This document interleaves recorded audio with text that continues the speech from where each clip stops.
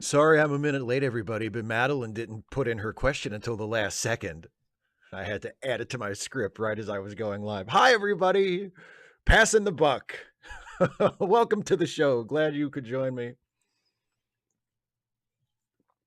Hope everybody's doing okay.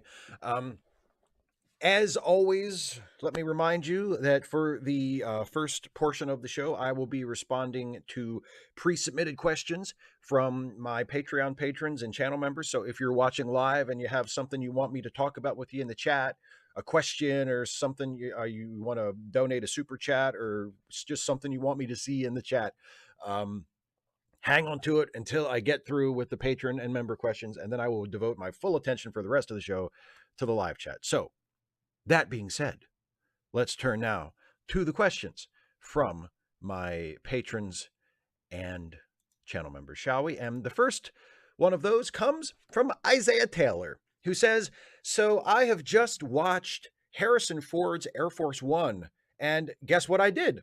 I made a fan fiction episode of the Late Seating podcast called Air Force One. I even imitated you and Jason's voice patterns. Jason, so Steve, what do you think of this 90s airplane shoot 'em up movie?" Steve, well, never tell Harrison Ford the odds, apparently. I do these fanfic in my head to distract my brain from my boring jobs as entertainment. This may be awkward, but it shows my love and support for you and Jason's work. My version of the podcast would include why Air Force One received its name and iconic color scheme before I start the actual podcast.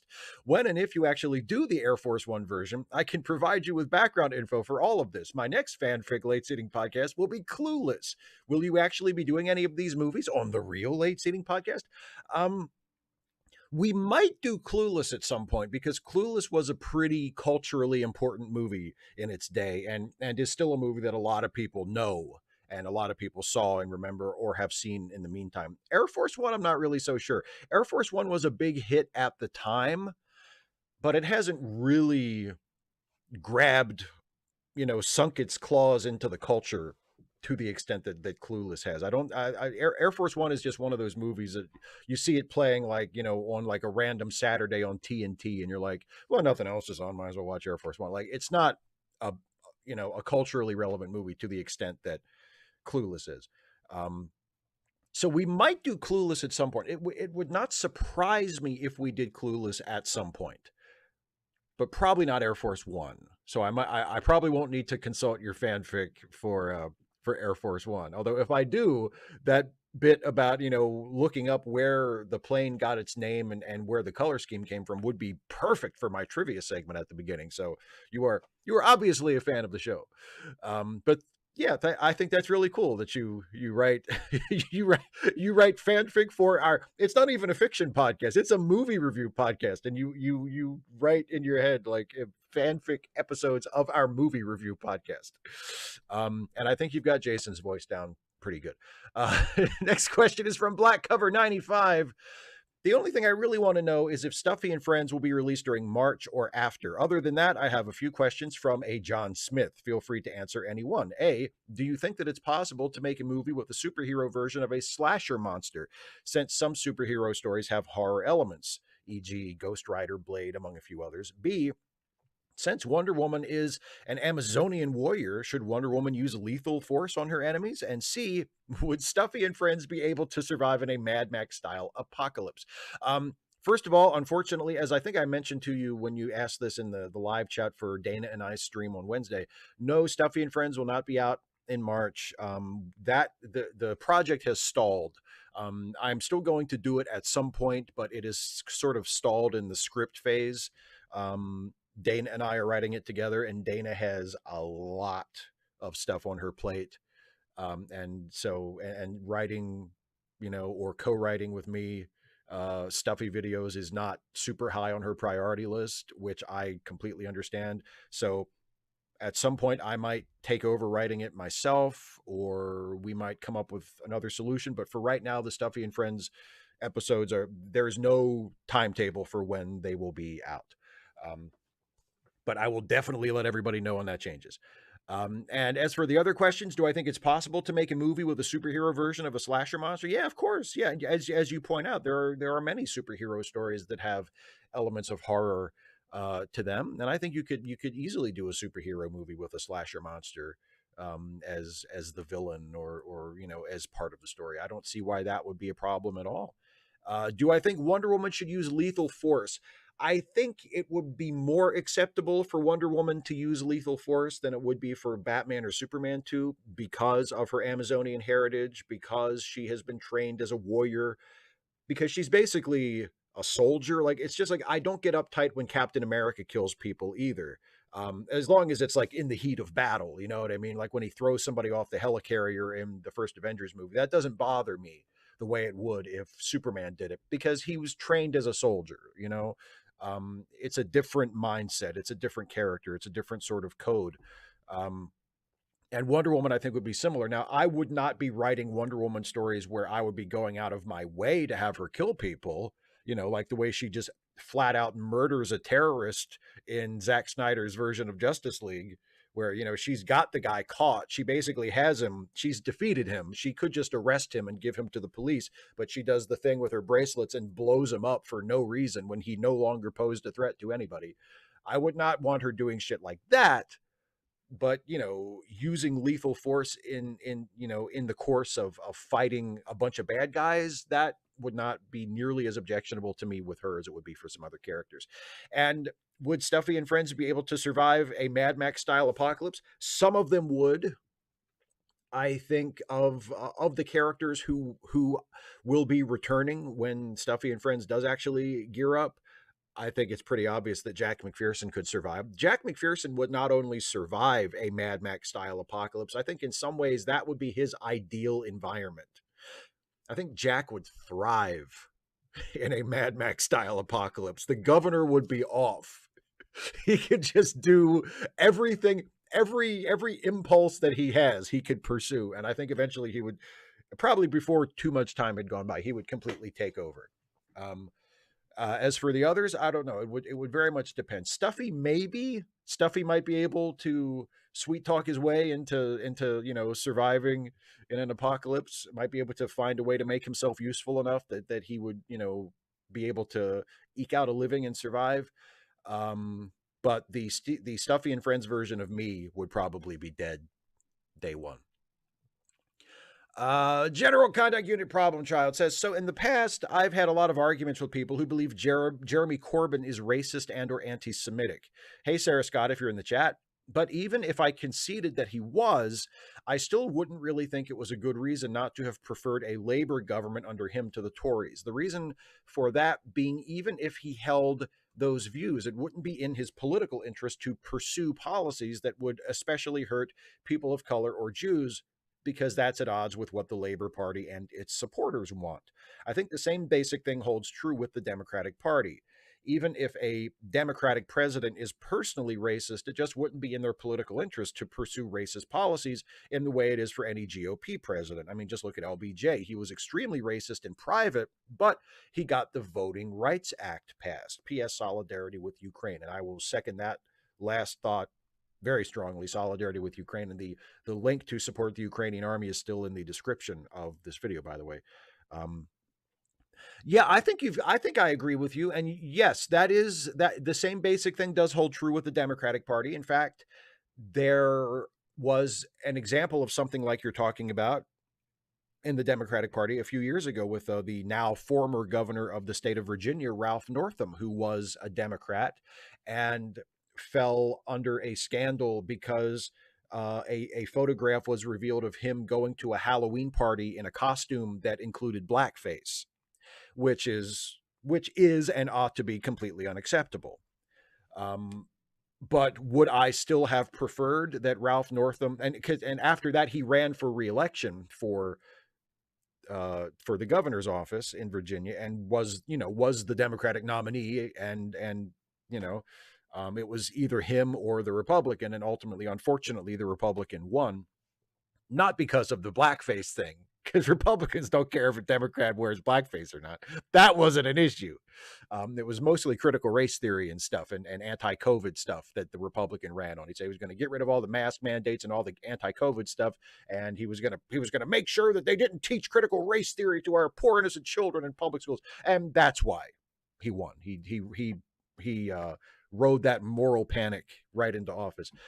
But of course I would have preferred Northam win that race, even though Northam would not be the Democrat I would choose. And I don't think Northam was or is consciously, like, willfully racist. He just did a really dumb racist thing. I mean, obviously there's some racism at play there, but it's nothing that he intends. I don't think he harbors like hatred in his heart toward people of color. That doesn't matter. He still did what he did, and he should still be accountable for it. And that sort of thing should still be utterly unacceptable. But yeah, he would have still been better than a Republican. I mean, sometimes in politics, unfortunately, you have to make a really shitty choice like that, where you say to yourself, "Oh my God, should I vote for the Democrat who we have a photograph of him in blackface, or should I vote for this Republican who would burn the whole fucking thing down if he got it?" Obviously, you vote for the dumbass, dipshit, racist Democrat than you do the Republican. But it's a really, really shitty situation. But yes, I agree with you. Yes, the Democrat, or in your case, the member of the Labor Party, would be preferable to the Republican or the Conservative, definitely. David Colby, if you could combine any two shows, what would it be? Me, I'd combine Star Trek and Farscape to make a show about a Starfleet officer who gets flung to the far reaches of the galaxy and ends up on a prison ship with a bunch of weirdos and Muppets. It'd be kind of like Voyager, except the Starfleet guy is completely alone. Then Q can show up just to fuck with him. It'd be fun. Oh, or Star Trek meets Babylon 5. It'd be like Deep Space Nine, but good. Oh, burn. Deep Space Nine is my favorite Star Trek. I just like making fun of it because I'm a deeply, deeply, deeply petty man. You don't say. What show would I combine? What two shows would I combine? Knight Rider and Star Trek. Kit is a shuttlecraft. Maybe. Sleek, black, indestructible shuttlecraft with an artificially intelligent personality. Michael Knight is works for the Federation for Law and Government. Come on. I just thought of that this second. That wasn't even part of the bit that I had planned. Yeah. Knight Rider. Star Trek Knight Rider. With Kit as a shuttlecraft, a sleek, black, indestructible shuttlecraft. And Michael Knight proving that one man can make a difference no matter where you are in the galaxy. And also, instead of the Foundation, it's the Federation for Law and Government. So that's basically all I've got there. But yes, that's what I'm going with, Knight Rider and Star Trek. It's interesting that we crossed over all our shows with Star Trek, isn't it? I feel like this is why we get along so well, except for your cheap shots at Deep Space Nine. Agent Meister says, Peldor Joyce, Steve, what do you think there are more of in the world, wheels or doors? Now, you may think it is obviously one, but like a demented pendulum on some kind of Kafka-esque grandfather clock, it will swing back to the other if you think about it too much, and back again if you think about that too much. For God's sake, man, help me. This is taking over my life. Don't wait for the translation, Shives. Answer me now. Wheels. The answer is obviously wheels, and I will tell you why. Because all those little Hot Wheels and Matchbox cars, right? There must be millions of those things. Maybe even billions. Who knows how many little Matchbox cars and Hot Wheels that there are in the world that have been produced over the last however many, many decades. They all have at least 4 wheels. Some have more. They do not have doors. They have the appearance of doors. They're molded to look like they have doors, but most of them, there are probably some fancy ones that have like doors that articulated that you can open and close, but most of them, at least the ones that I owned when I was a kid, some of them had hoods that you could open and close. Some of them had trunks that you could open and close, but almost none of them had doors that actually opened and closed. So they don't have doors, but they have microphones that they smack their hand into occasionally, even though they've been doing this shit for years. Anyway. And you should see the shit that I give Dana on our podcasts for her microphone technique. When we're doing Ensign's log, I'm constantly fussing at her about her microphone technique, and I do that shit. Hypocritical. Don't trust a word I say. But anyway, it's definitely wheels because of the Hot Wheels and Matchbox thing. That's clearly, I will not be dissuaded from this. That is the answer. thank you for asking. You're welcome. Andrew Priest says people often forget that folk in their 90s used to be in their 20s. A wonderful old French lass I knew died a couple of weeks ago. She was 102 and sharp as a knife until her dying day. Everyone said how lovely an old lady she was, sweet, kind, friendly, and funny. She baked cakes, pies, and biscuits, or cookies to you colonial devils, and brought them to the hospital for staff to share. Her way of helping out. I found out at the service that her folks left Germany just before the First World War, and she was born in Paris and grew up under Nazi occupation. Nobody, even her daughter, knew any of this. She left her daughter, among other things, a bunch of SS emblems that she'd taken firsthand while she was hunting Nazis in the French resistance. Turns out, sweet old lady used to be a badass assassin of fascists. Got me to wondering, how old do you have to be before society starts to think you're just an innocent and sweet, but ultimately useless old geezer, geezette, geezenby? That is a good question, but first of all, hats off to that granny, the 102-year-old lady who was apparently killing her ass some Nazis back during the war. That is amazing. Good for her. The best possible reason to find SS paraphernalia among the belongings of a deceased relative, by the way. I wasn't actually there for this, but when my great grandfather died, the family was going through his belongings in the attic of his house, and they found a Ku Klux Klan uniform. And it was not because he had killed a Klansman and taken the guy's sheet as a trophy. It was his. So I'm glad that the SS emblems that were bequeathed to her granddaughter were there for a good reason, because they were trophies from people that she had either, I guess, killed or gotten captured or whatever. But that's good for her. Can you hear that horn? There, it's over now. It's gone. I don't know if you could even hear that, but one of the neighbors, their horn was going off. I think their car alarm was going off. But anyway, how old do you have to be? I think it's retirement age. I think whatever retirement age is in your society here in the U.S., it's typically thought of as being around 65. That's when you can retire and claim Social Security, and that's sort of the general idea of retirement age is age 65. Although a lot of people who get to that age don't retire at 65 because they can't afford to. But I think whenever you retire, that is when you have officially outlived your usefulness to society. You are no longer producing. You are now a sponge. Even if you're living on money that you saved, that you earned over your life, you're not actively part of the workforce. You are now a sponge on society. And so you are now a innocent, sweet, but ultimately useless old geezer. It's whenever you retire, because profit motive and capitalism. Shazy, the aspiring critical thinker. Hi, Steve. I have a younger brother who, in the past, espoused conspiracies like the 9/11 Truth Movement and the NWO. By the way, rest in peace, Scott Hall. Most obnoxiously, he would blast Alex Jones videos in the middle of our living room while we were both still living at our mom's house. While that's dialed down throughout the years, he is still very much into the Ben Shapiro, Jordan Peterson intellectual dark web crowd. He definitely leans conservative, as in the past he has said things like being afraid that his children will one day be discriminated against because they are white, that technology that men invented liberated those ungrateful feminists instead of them earning their rights, and that Keynesian economics are wrong, and that free markets should reign. I am already not on speaking terms with my older anti-vax brother and would not care to repeat the experience with my younger brother. Any advice on how to maintain relationships between family members when the difference in values is so large? It's not what you're going to want to hear. My advice is don't.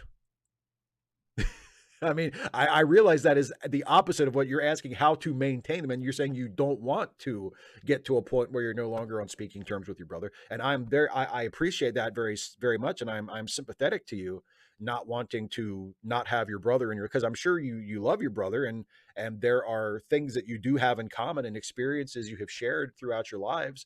And you don't want to lose that, even though he does sound like a dipshit as far as his politics goes. But no, my advice is always don't. If you can avoid having such people in your life, do it.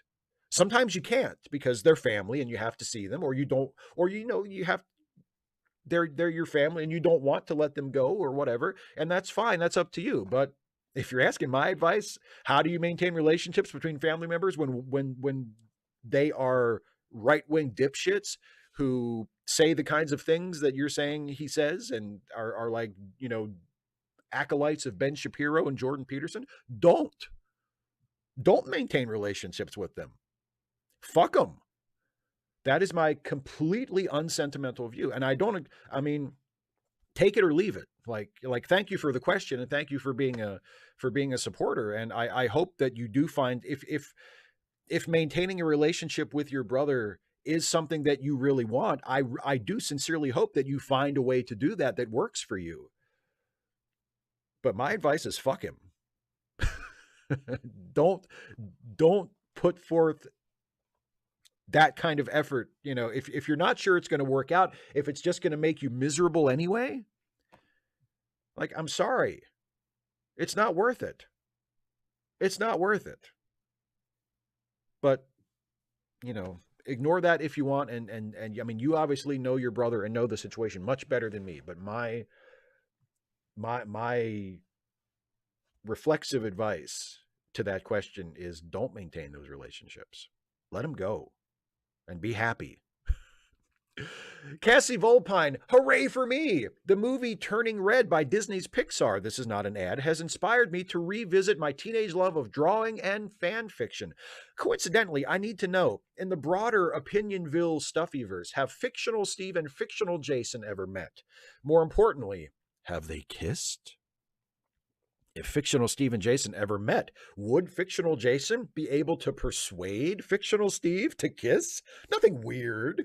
Just two fictional bros having a kiss. I've had a rough week and I need some silliness in my life. How do you know it would be going that way? How do you know fictional Steve wouldn't be trying to seduce fictional Jason? How do you know that? Why do you make that assumption?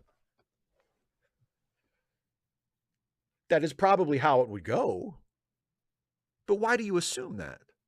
Anyway, I do not think, I have not consulted with Jason about this, so I don't know what his view on it is, but I would assume that fictional Jason and fictional Steve have not met in the Opinionville / Stuffyverse. I don't think Stuffyverse Steve has met in person any of the many versions of Jason that have popped up here and there in Opinionville over the years. No, I don't think they have actually met in person. And it then follows that they have not kissed. So the potential is still there, just like in real life. Next question is from Ryan McMurray, who says, hello, Steve. Have you considered doing a video on the influence of pulp heroes on the superhero comics? I'm thinking that Doc Savage or even the Shadow may have an influence on heroes like Superman and Batman. Thank you for pondering my question. Oh, God, yeah. And the two you just named are probably the two biggest ones. Yeah. Doc Savage basically is a superhero. I mean, if you know the story of Doc Savage, he was a pulp hero. He had a comic strip. Doc Savage basically is a superhero. Just that term, he doesn't have superpowers per se, but he's basically like, he doesn't have superpowers, but he's like Batman. Like, he does things physically that normal people, even really highly trained athletes or incredibly skilled, well-practiced fighters, probably wouldn't be able to do in real life. So yeah, I mean, and the Shadow, the same. The Shadow does have kind of a quasi supernatural element to him. So I don't know if I would ever do a video about that. I might. I mean, that's an idea. I could definitely see myself doing that. I've never specifically considered it, but if I did, yeah, the influence that pulp characters like Doc Savage and the Shadow, and those are definitely the two that I would be thinking of first and foremost. had on superheroes. That's definitely a possibility. And yeah, that's a great question and a great suggestion. So if I ever make that video, thank you for the suggestion. And I hope in the future, if I make that video and you watch it, I hope you like it. Some random geek who says, in order to stop climate change, we need to stop working. If folks are able to sit on their asses and do nothing all day, expect to play video games, watch anime or wrestling, or just read books, would society collapse? Would humanity regress to Neanderthals if folks were allowed to do nothing? Do people have to have a purpose in life? I am anti-work. It is part of my vehement anti-capitalism. I'm okay with folks just sitting on their butts and playing video games all day or whatever, if that is what they want to do. But folks have to work, selling their labor to pay for rent and food. I'm against the cost of living as a concept, but folks think that would be a terrible world. Why? What is so terrifying about a world where folks can do nothing? I'd rather pay 1,000 folks to get to sit on their butts and watch TV all day than have one family go starving. But folks must work to have a purpose in life. But right now, even the conservative party of the Democrats are for means testing of who is deserving of handouts. I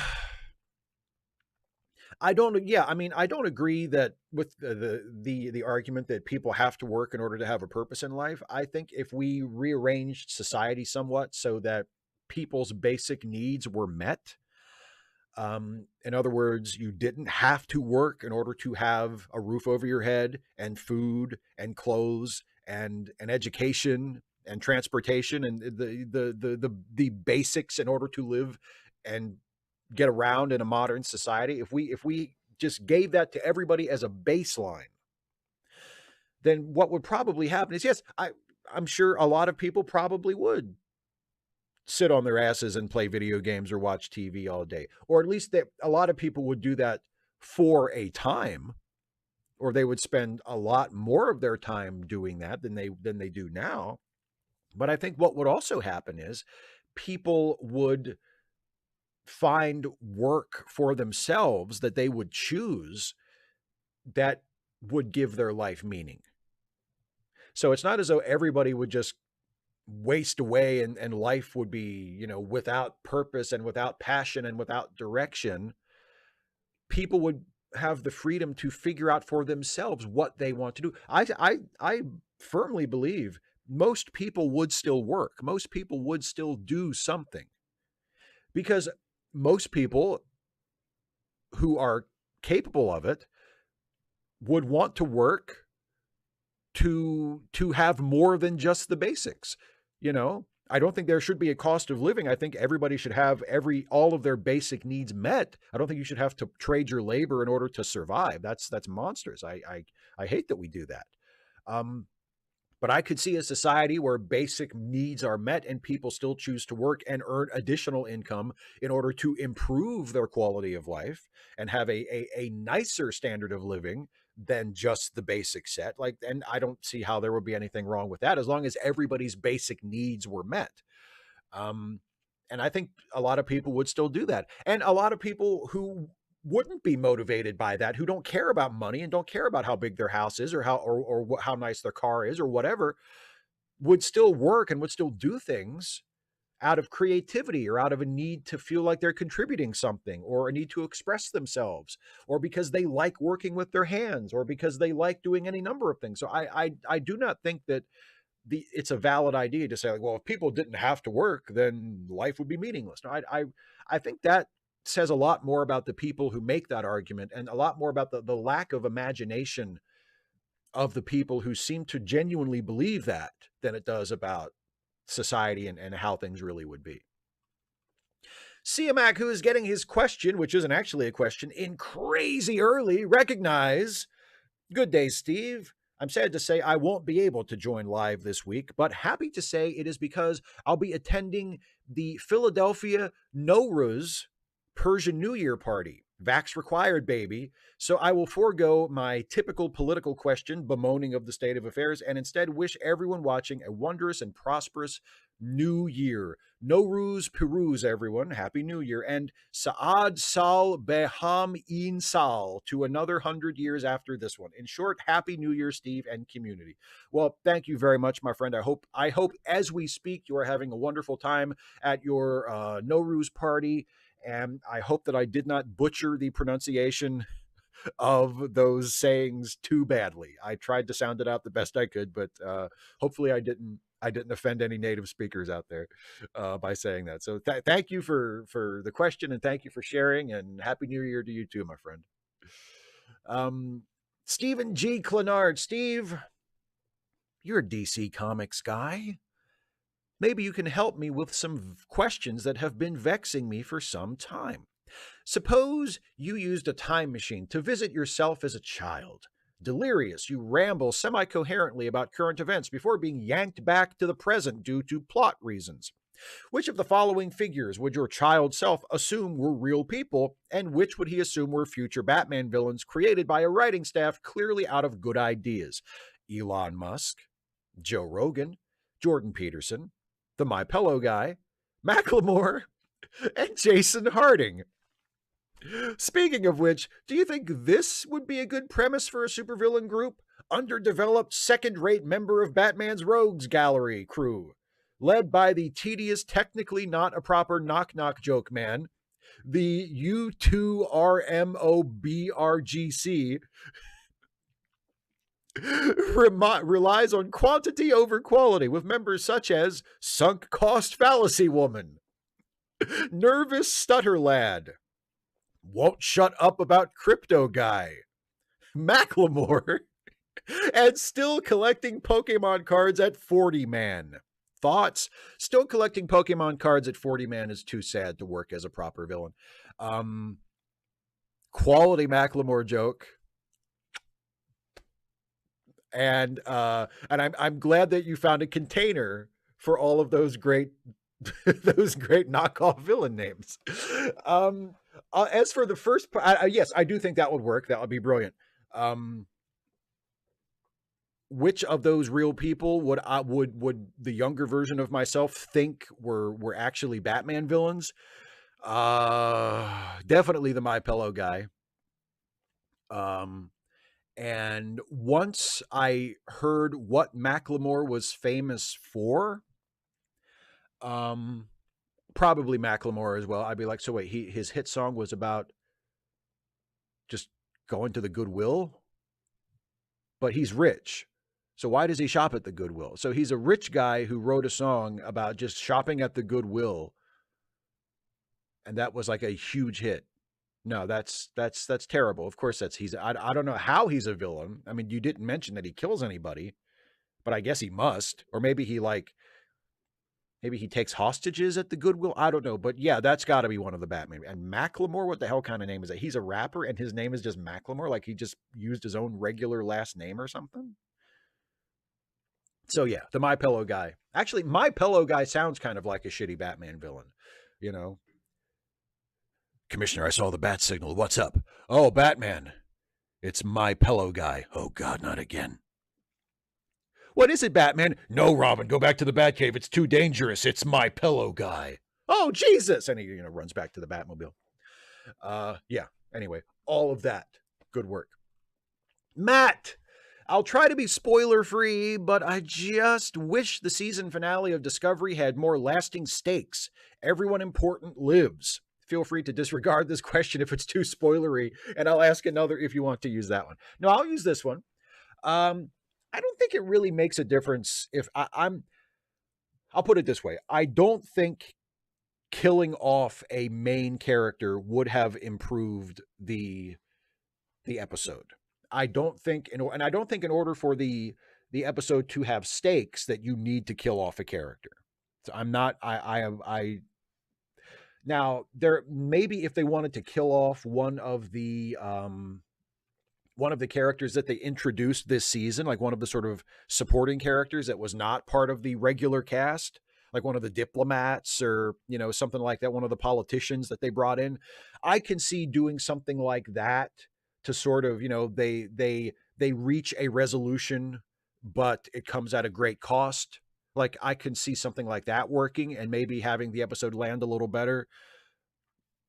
But I mean, my complaint would not be, oh, they didn't kill everybody, made it out alive. They didn't kill anybody like that. I'm completely fine with that. I don't expect the show to, you know, to have to knock somebody off to prove that it was like a really serious situation. And actually, as I said in my review of it, I thought the last episode of season 4 was actually pretty good. I think for the most part, they stuck the landing. I didn't really enjoy the season as a whole as much as I've enjoyed the last few seasons. I thought it was the weakest season of the show since the first season. I didn't think it was as bad as the first season. I didn't think the first season was awful or anything. It just was very, very, very uneven and very flawed. Had a lot of problems that have continued to plague the show ever since then in varying ways, but just not as much. Um, but I thought, you know, this fourth season had some absolutely brilliant episodes, um, judged on their own terms. But as a whole, as a season long piece, the it was just, you know, it was all over the place. Especially the second half, the pacing was just absolutely atrocious, which has been a problem with the show from the beginning, but was really a problem in the back half of this most recent season. But they really stuck the landing. I thought the last episode was very good. So no, I don't think, I don't really, I don't, there are ways they could have improved it, but I don't think the feeling that it didn't have stakes, or the idea that everybody, you know, everybody important living, I don't think was a problem with it. Joe McClory says, in a recent Ask Away, there was some talk of Hogan's bad acting. And well, I was wondering your opinions on the acting skills of wrestlers that have crossed over to the acting world. Who are some of the best actors that were once wrestlers? Are any of them a big surprise? Like that they seem to be just okay at cutting promos, but somehow excel at comedy or drama? Or didn't really sell a punch, but somehow can sell action scenes? Uh, I can't really think of anyone like that second category. I can't think of any wrestlers who are really good as actors but were not that impressive as wrestlers. But part of that is the list of wrestlers who turned out to be good actors is really, really short. Like off the top of my head, it's 3, maybe 4 people. Top of the list is The Rock. I feel like he's kind of in a class by himself. Second place is Roddy Piper, who is not quite as good as The Rock in terms of just an overall performer in movies, but was really, really good. I mean, if you watch Roddy Piper in They Live, and even something like Death Comes to Frogtown, which is not a good movie, but he is good in it. And pretty much all of his acting work, he's good on camera. He seems natural. He seems convincing. He seems, you know, legitimate in whatever he's doing. And he was just a really, really solid actor. So Rock and Piper are the 2 big ones. And after that, third place has to probably be Cena. And Cena has really come a long way. When Cena first started making movies, he was not that great. But just recently, the last few years, he has really come along. And in the Suicide Squad and Peacemaker, especially, he was really good. And Peacemaker, he carried that show. He was the central character, and he was surrounded by a really, really great cast of incredibly talented actors. But he was the central character, and he had to do some acting in that. He wasn't just doing like the blank, sort of bland, tough guy where he just had to, you know, appear credible when he was throwing a punch and look intimidating. Like, he was playing a character with some emotional range, and he did a really good job. So Cena's number 3. And if there's a fourth one, just probably by default, I would say it would have to be Jesse Ventura. Jesse Ventura is not what I would call a good actor, but he's a pretty good actor for a wrestler. And after him, like, it just drops right off a cliff. Like, Hogan is not a good actor. Steve Austin, I would have thought would be better, but part of that, I think, is he stays within a very narrow range. Like, when I see Steve Austin in movies, I never think I never feel embarrassed for him. I never think like, oh God, right? He's always fine, but he stays within such a narrow range that he never really has a chance to impress anybody. He's just sort of like, oh, and there's Steve Austin, just, you know, doing his thing, you know? So he's not like bad, but not good enough to get onto a list of like, oh, who are the wrestlers who are good actors? It's basically Rock, Piper, and Cena for me. Russell, hey Steve, love your work as always. And I was going to chat about The Godfather, which I asked you on Twitter if you had seen. I will wait because this last week and a half, I have lost 2 family members whom I haven't seen in a long time. Both were longtime friends of my parents. And after my dad passed, I sort of drifted from. And I feel like that film, Stand By Me, remembering the old times. Sorry to unload that. Anyways, I've been going through some old VHS homemade films and then decided to watch my Blu-ray films and stumbled upon 3 films I bought 2 years ago on eBay. The Star Wars trilogy, Harmy's Despecialized Edition. Now I know Harmy never intended for this content to be sold, but rather be free for those who had purchased the original Blu-ray films. I feel bad knowing this after the fact, but I can't help but love the material I won. I would never sell this, nor do I intend to profit from this, but I feel like I betrayed Harmy. Am I wrong for owning these copies? Well, first of all, my condolences on your losses. I think, of course you can. You don't need to apologize for unloading that. People. I'm happy if people feel comfortable enough to share personal things like that on the stream, and I'm, my sympathies to you for your losses. And look, I don't think you need to feel bad. And I don't think you're wrong for owning them. I'm familiar with the projects you're talking about. I don't have those. I have some other versions of the original theatrical cuts of the Star Wars trilogy. I don't have the ones the despecialized editions, but I'm sure that Harmy would understand that someone else put that up for sale and you purchased it, not knowing about his wishes that it not be sold. So I feel like, morally speaking, you are in the clear here. But I think it speaks well of your character as a person that you would even worry about it, because I will be brutally honest with you, I would not. Like, if I had done exactly the same thing you did and I bought something on eBay and then it turned out, like, after I had already bought it, that the person who created it had a wish that it not be sold like that, I would not feel the least bit bad about that. It would never even occur to me to feel bad about that. But it occurred to you to feel bad about it, because I guess in that way you're a better person than I am. So I think it speaks well of your character that it would even be something that would cross your mind. But no, I do not think you have anything to feel bad about. So take that for whatever it's worth. And here's a question from Dana, who could not make it to the stream tonight unless she has come in since, but I don't know if I have not seen her in the chat. But Dana may or may not make it to the stream tonight. I'm not sure, but anyway, here's her question. Dear Steve, things could be worse. I've had a really hard week, but a friend who teaches at another school has had it way worse. She brought a crate of art supplies from her grandfather's house to school. Unfortunately, she did not open the box ahead of time. When she opened it at school, she saw a gun. She notified administration, who called the police, and she was arrested.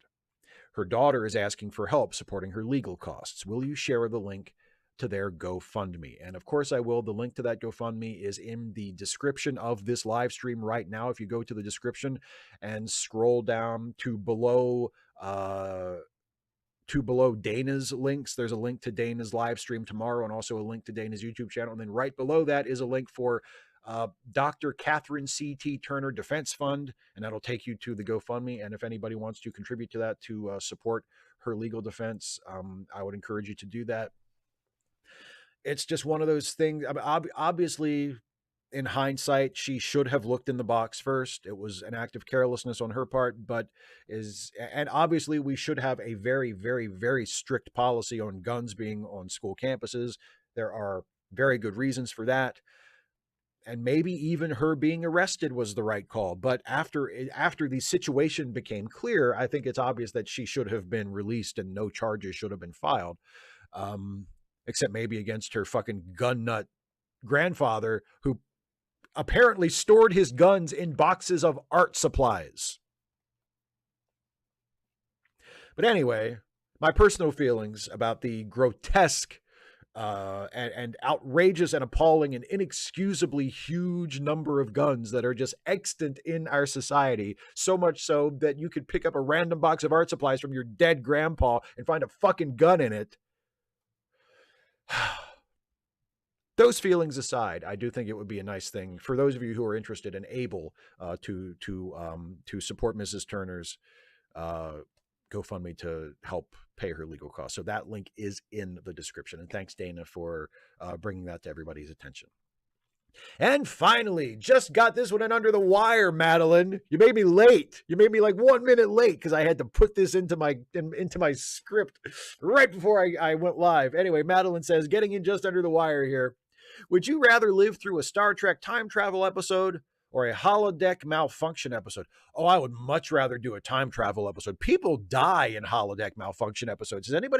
Has a main character ever died in a time travel episode? I don't think, I mean, I guess maybe technically Data, but then when they got back to the future, they put his head right back on and he was fine. I don't think nobody, I mean, when Edith Keeler died in City on the Edge of Forever, but she's not a main character, so screw her. Yeah, I would much rather live through a time travel episode than a holodeck malfunction episode. Yeah. And I just noticed you said live through. So I guess in the holodeck episode, I would make it through, but then maybe somebody else would die, and then you've got, and everybody's upset and crying because some red shirt died on the holodeck. Like who wants to deal with that? Or gold shirt, technically. I mean, if we're in the TNG era and it's a holodeck era, but like who wants to, God, no. Time travel is the way to go. A nice, safe time travel episode. That's the way to go. Anyway, thank you, Madeline, for that. Thank you to all of my patrons and members for all those great questions. That's it for the patron and member question portion of the show. I will now turn my attention fully to the live chat. So all of you who are watching with us here live, if you have questions or things you want to talk about, throw them in the live chat. Let's hang out for a little while. JH, what a great idea. What about a time travel malfunction episode? That's good. And Madeline says, I'm so sorry. I was working all day and just thought my question at like 5 o'clock. I was going to submit it sooner, but I had to care for patients and stuff. All these excuses. I had to take care of people. I couldn't submit my question to your live stream because I had to take care of people at work.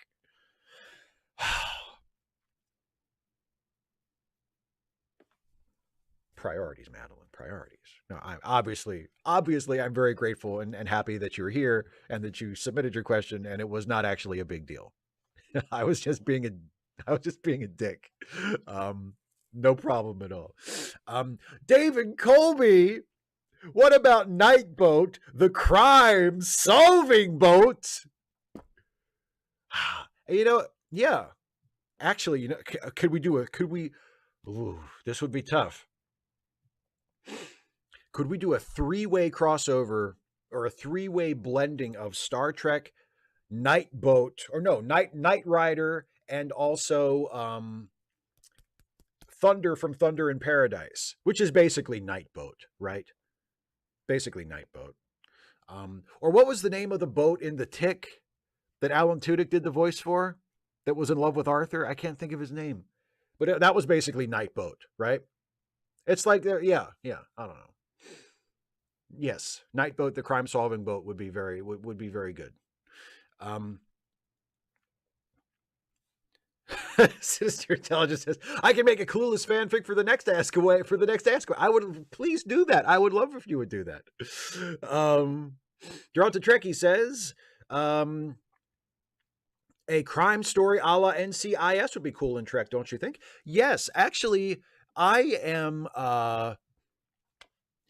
kind of surprised that they haven't done that. And I would kind of expect if they continue to add new shows to the franchise in the coming years, and they continue to throw out new spinoffs on Paramount Plus and such, they've got to get around. Somebody working in the official Star Trek franchise has to come around at some point to how obvious it is that if you want to expand the universe and do all these different shows as a part of Star Trek detective show, right? Star Trek crime show, Star Trek medical show, like Star Trek Western, set it on some colony somewhere, right? Uh, I mean, yeah, there are all kinds Star Trek horror show, like there are all kinds of genres that you could cross into Star Trek and do a series as. And it's really surprising to me that they haven't done like a spinoff of like a Star Trek show where it's focused on a doctor, or it's focused on some like a Federation intelligence agent or a Federation security guy, and it's like a police procedural, but set in Star Trek. Like that's like a really that's to me that's an obvious way to go, and hopefully somebody goes that way at some point. Um, just another broke nerd. I am not caught up on Young Justice. No. I am. I think I have finished season 2. I have not yet watched season 3. So, and I know there's a new season out now too, right? So no, I've only gotten through season 2.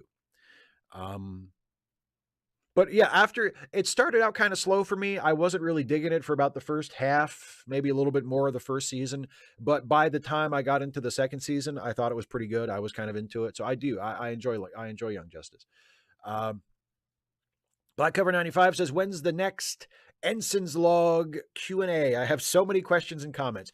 It will be sometime in the next I would say sometime in the next month or so. Usually we just finished season 4. Today's episode that dropped today was the finale of our current season. So we usually take about a month off between Ensign's Log seasons, and the live stream is sometime in that interval between seasons. So sometime in the next few weeks, Jason and I are recording the next episode of Late Seating on Sunday.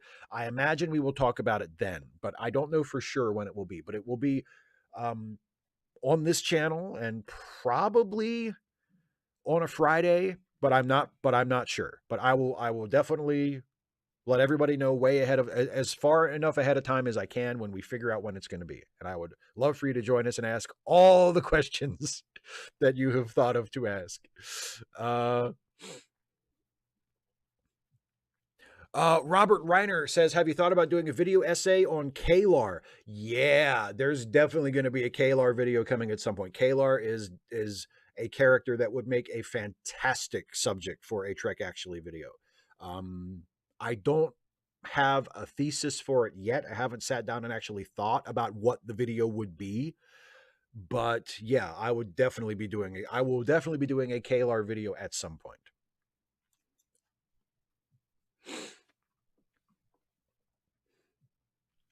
Here's a member message from Kirak 2011. He says, "Steve, thanks for the comment on my Q&A because I did feel bad learning what I did after the fact, but I enjoy watching the original trilogy unremastered, and it does look good watching Jedi now." Well, good for you. Yeah, like I said, you have nothing to feel bad about, I don't think. And also, I mean, if the guilt does become too much for you, like I said, there are other versions of the original trilogy that are very high quality, like 4K, like the original Star Wars version that I have, that I watch anytime I want to watch Star Wars. I watch I think it's called 4K 77.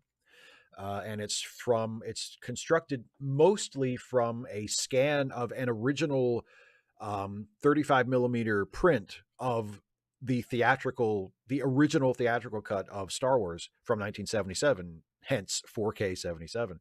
And it is gorgeous. I watch it on my big screen 4K TV, and it is just wonder. It's my favorite way to watch Star Wars. And it's you can find that to download online a bunch of places, I'm sure, if you search for it.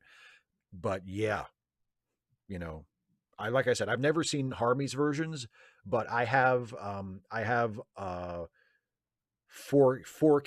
upscaled, high quality, fan made but very high quality versions of all 3 original Star Wars movies, and I love them.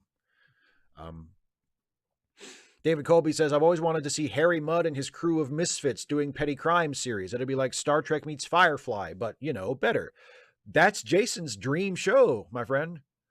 That is Jason's dream show. He has told me that many times. That if there was, if he were ever given the keys to the kingdom and the powers that be at Star Trek said, here it is, you can do whatever you want, he would love to do a Harry Mudd show. Yeah. And I think it would be great. I think it would be great.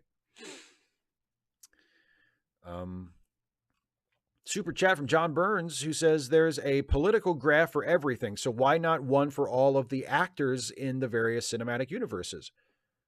Well, I mean, I would not be the one to do it, but I think that would be a lot of fun. Sure.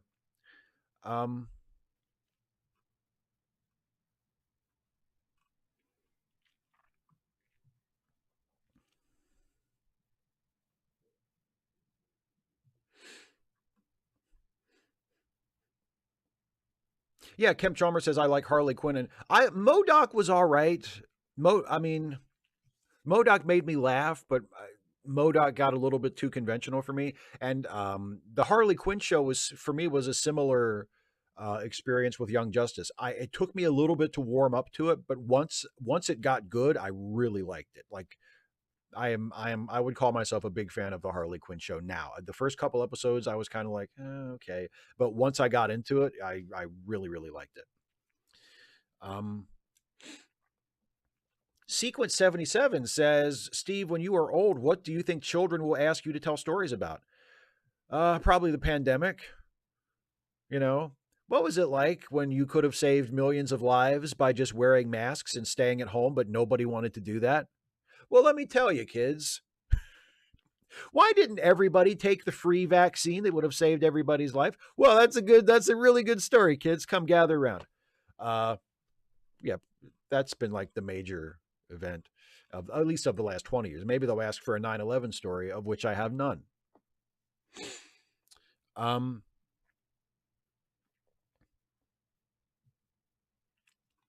Kemp asks, what is your, Black Cover 95? Yeah, they could ask about the Trump administration. Or they could ask, what was going on with the Trump administration? That's a story I could tell. Anyway, Kemp says, what is my favorite TV Western? Oh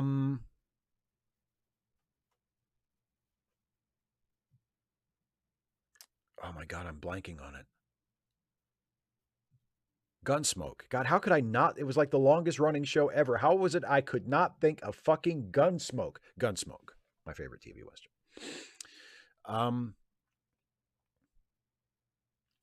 Some random geek. Thank you very much for passing along Sarah's regards. And yeah, whenever, I'm not sure when the Ensign's Law Q&A will be, but whenever it is, I will definitely let everybody know.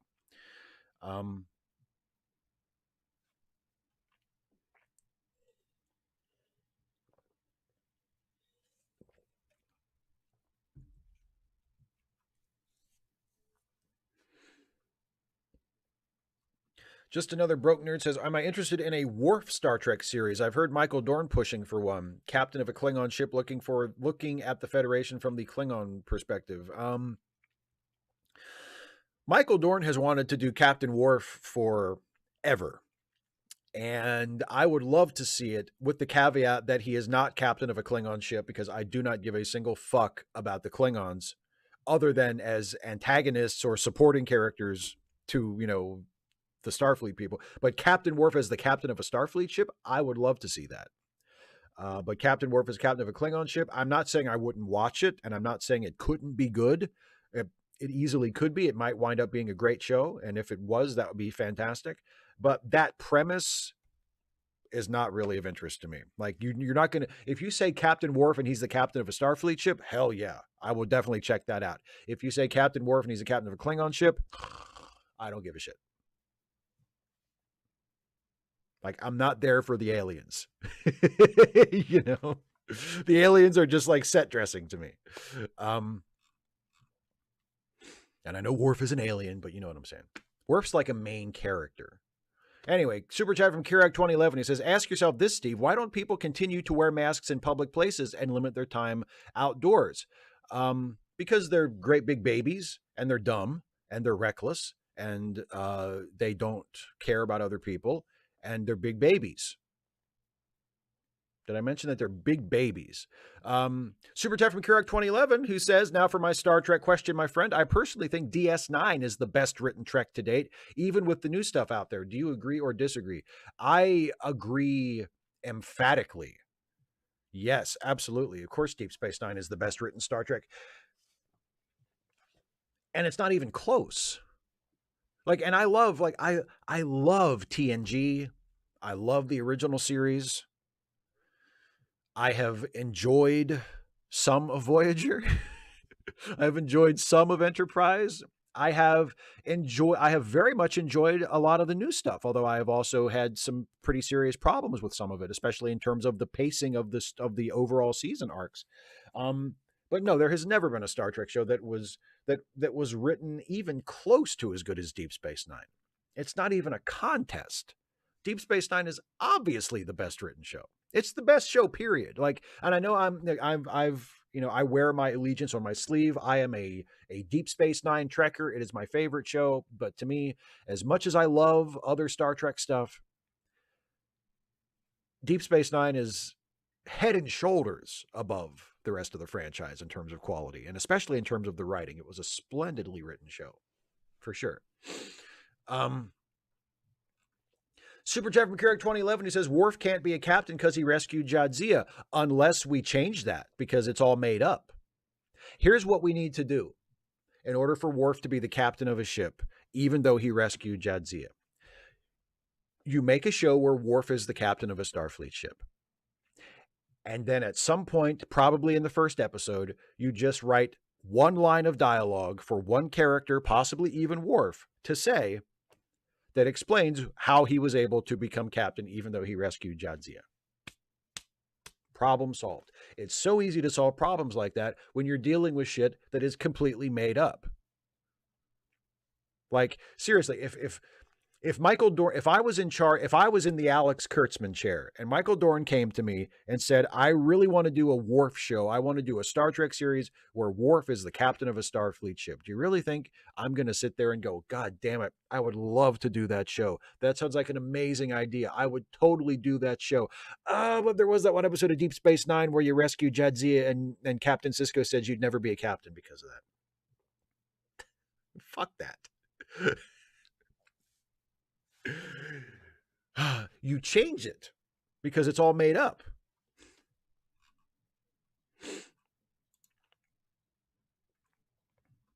Uh, 25 AD, what about a Star Trek medical drama starring the EMH from Voyager? It could be like a 25th century House MD. That could work. Yeah, or about a completely new character. I mean, I think the EMH from Voyager would be his character would lend itself to that kind of a show, but I also think you could just create a completely new character and have it be about that character, you know. But yeah, I do think a Star Trek medical drama is at least an interesting idea.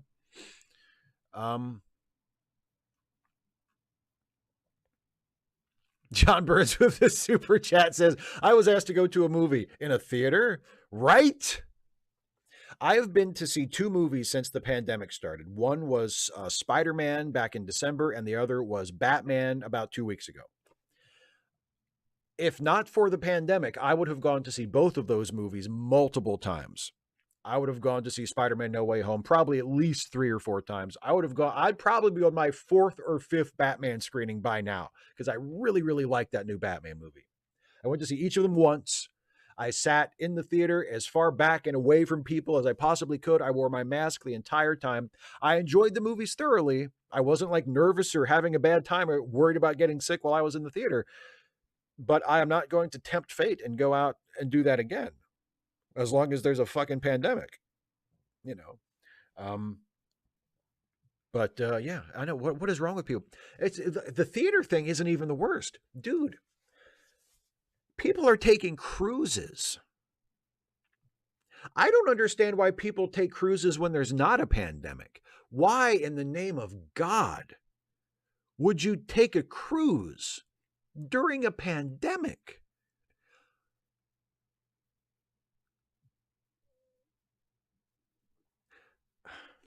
I don't get it. I don't get it. I don't get it. I don't get it. Hi, Matthew. Um, Another super chat from John Burns, who says Babylon 5 had great writing that was so good it was easily stolen and co-opted into the best Star Trek show ever. So why no Deep Space Nine movie? First of all, that is a gross oversimplification, and I think not entirely accurate, of the relationship between Babylon 5 and Deep Space Nine. I don't think you can fairly say that they just stole from Babylon 5 to make Deep Space Nine. I did a video about that, actually. And why no Deep Space Nine movie? I don't know. I'm not sure if Deep Space Nine would really work as a movie. I mean, at least not in terms of its premise. I mean, look, I'm sure that Ira Steven Behr and his writing staff, if they had been, if Paramount had said to them, "We want a Deep Space Nine movie," I'm sure they could have come up with something amazing. But I think Deep Space Nine works better as a series. Of course, I mean, I think Star Trek in general works better as a series. So I guess that's not really a fair thing to say. I mean, there have been amazing, wonderful Star Trek movies, but I still think of Star Trek for the most part as a TV property rather than a film property, because I just think the premise of, you're on an exploratory mission and you go to a new planet every week and you meet new people every week and you have a new adventure every week, like that, to me, that's just sort of innate to what Star Trek is. So, but obviously there are exceptions to that. Yeah, John Burns with another super chat. People are taking cruises to Antarctica. Like, what? Anyway, Kane 20C says, would the Captain Worf show address Alexander? I mean, if I was writing it and I could think of a good story that Alexander was in, I would love to have Alexander on the show. Other than that, maybe have him mentioned every now and then to establish that he still exists. So, I mean, it would deal. I wouldn't erase him. I wouldn't pretend that he didn't exist. And if I could think of a good Alexander story, in fact, that might be, if I was like the showrunner and I couldn't come up with any ideas on my own, I might say to my writer's room, hey, come up with a couple of pitches for Alexander episodes. Let's do an Alexander story if we can come up with a good enough one, right? So no, I would not retcon him out of existence,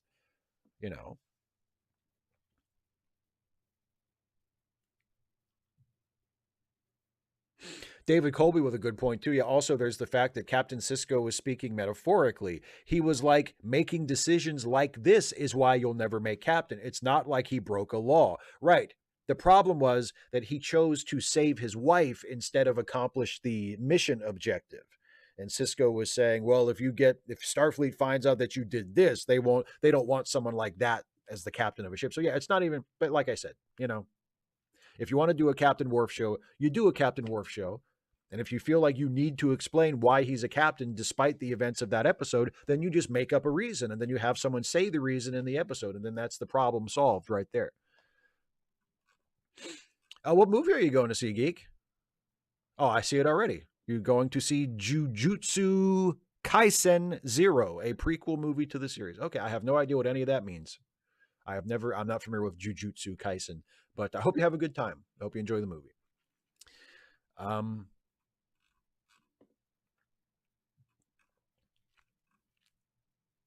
John Burns, you are many things. I would never call you a gross oversimplifier.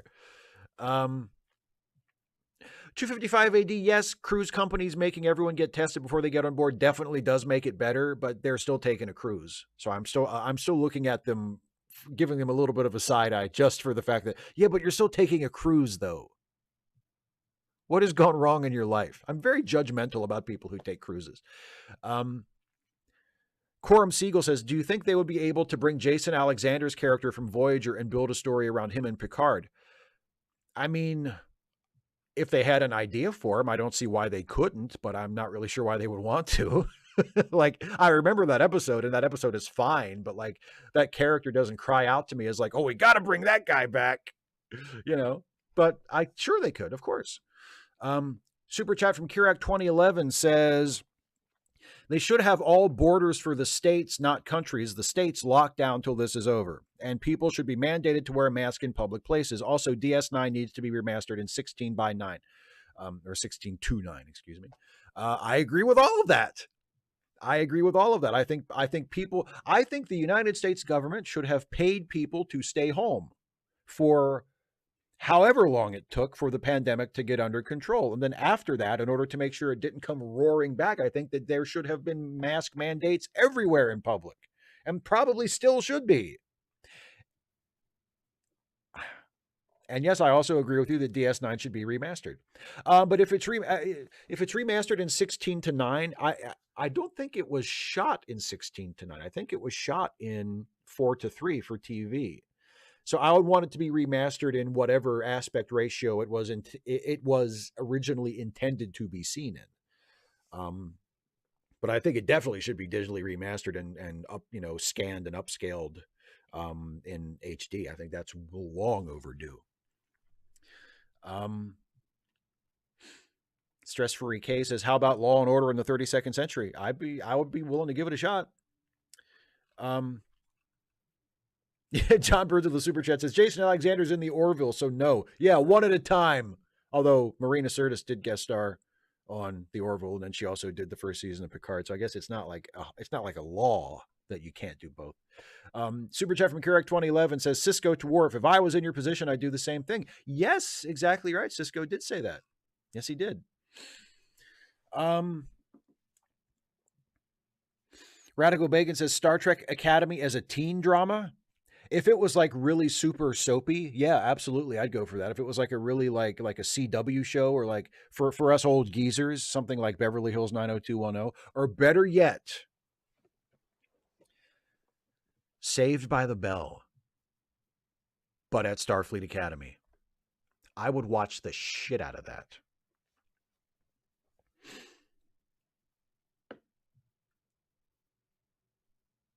David Colby says, "When I was younger, before the pandemic, my family went on a cruise, and my father described it as being in a hotel, lighting $150 bills on fire every hour." Right? It's like going to a hotel that is in the middle of the ocean that you can't leave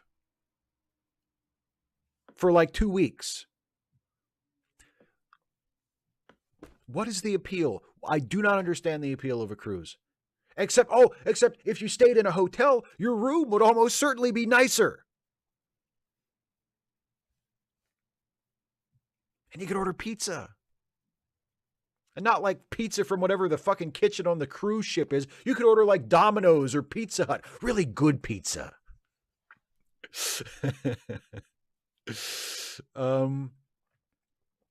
255 AD asks, "Would Worf be too much of a disciplinarian to be a good captain?" I think that would be a wonderful question to explore in the show, right? I mean, I don't think it would stop him from being a good captain, but I think that tension between him and his crew, perhaps because he is a little bit, maybe the premise of the show is Worf has just been promoted to captain, and he's a little bit of a hard ass. He's a little stiff, and the crew kind of buckles at that. And part of the character development in the early phase of the show is Worf and the crew kind of coming to terms with each other. The crew learning to trust Worf, and Worf maybe learning to lighten up a little bit. I think that would be a great thing to explore in the show. Oh, thank you, Sequence 77. I will bring Dana if Dana is available. Glad you could make it. Super chat from Kurek 2011 says, "Oh, come on, Steve. DS9 and 16:9 will be more cinematic than any Star Trek film ever shown. Hell, the Dominion War alone would be epic. I dare anyone to fight me on this." I don't necessarily disagree with you. My concern was for to preserve the show in its original form as much as possible. I mean, if the show was filmed and was intended to be a 4:3 aspect ratio instead of a 16:9 aspect ratio, then I think it should be a 4:3, regardless of how much more cinematic it would be or not. I think it should be whatever the aspect ratio is supposed to be.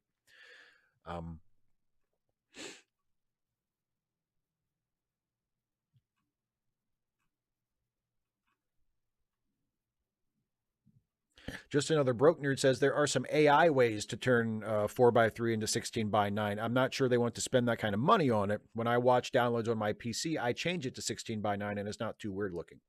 And again, that's fine if that's your personal preference as far as watching it. But in terms of creating a you know, a high definition version of the actual thing that you're going to distribute to the public, you know, to make it available on streaming or sell it on Blu-ray or whatever. I think it should be as close. It should be a cleaned up and improved thing that is true to the original thing. You know, so if the original show was 4-3, then it should be 4-3, not 16-9.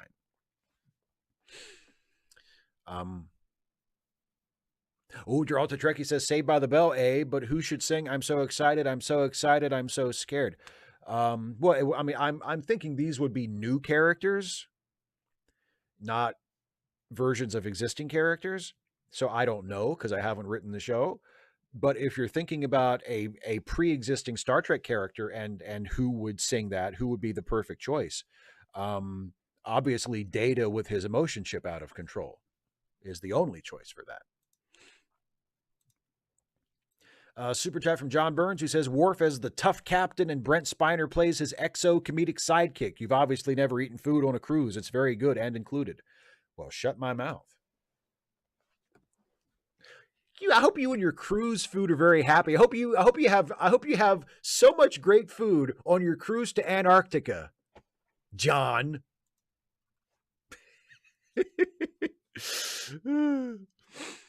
Radical Bacon, how about a Bell Riots show? That's interesting. Oh, you mean just make a documentary about the United States today and just call it a Star Trek show? I could be down with that.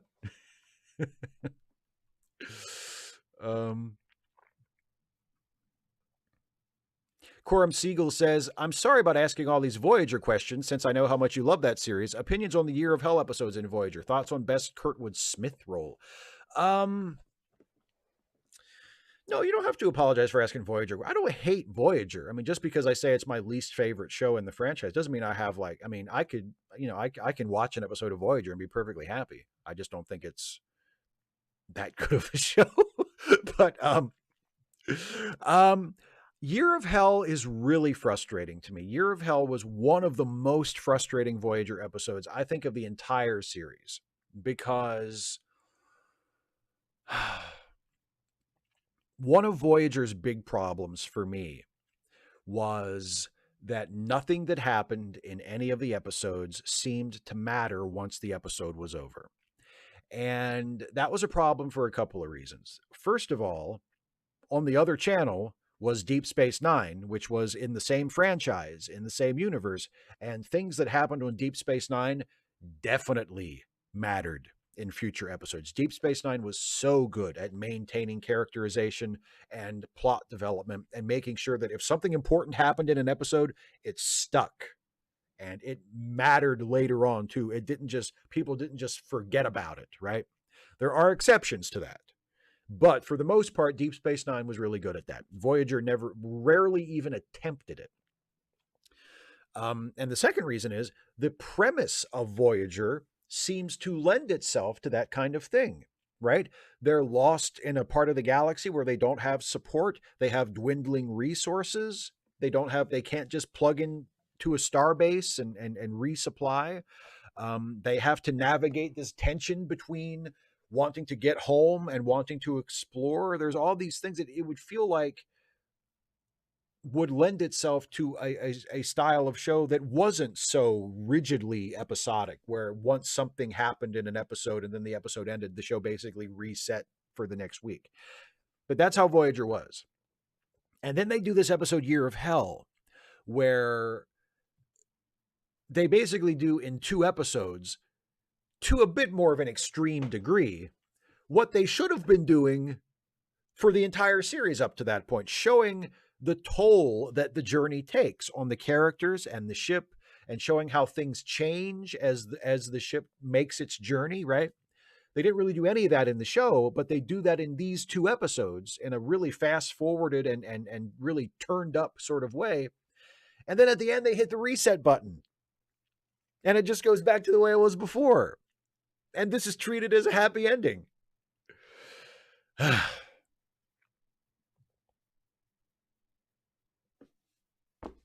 So, and the best Kurtwood Smith role is the secretive government agent that he played on Children's Hospital. I think he was a government name, but he was a secretive like X-Files type of guy on Children's Hospital, and he was hilarious. 255 AD, how should they deal with the makeup issue on a modern Worf show? They should make him look like make him look like he looked the last time we saw him. I mean, maybe tweak it a little bit in subtle ways to account for the fact that makeup is different and a little more convincing now. Or I don't know how you ever make a Klingon makeup look convincing, because there's no such thing as a Klingon. But do the same thing that they've done like with set designs and such on the newer shows, and just take advantage of more advanced technology and more sophisticated techniques. But basically, make him look like Worf. Make him look like he looked in the last time we saw him.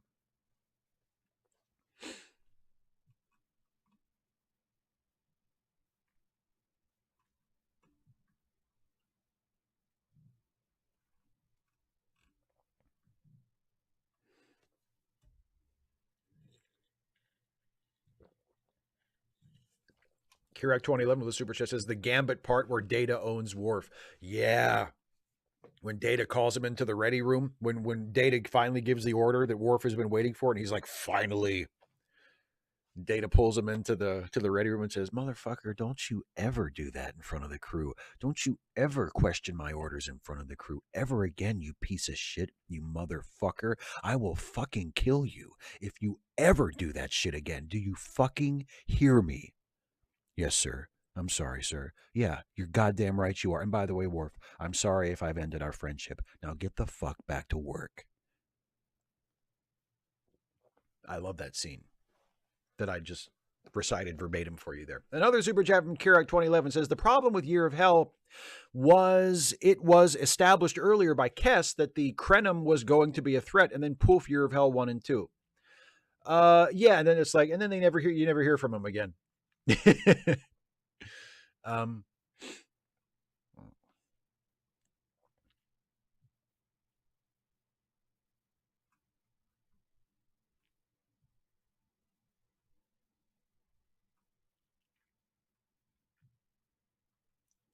25 AD says, did you know some cruise ships put fake LCD screens, windows in the rooms in the middle of the ship? Well, that's nice of them for people that are trapped in the middle of the ship.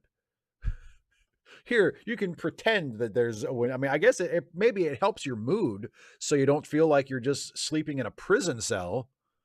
That you at least have the approximation of a window with a view, right? I guess that's kind of nice.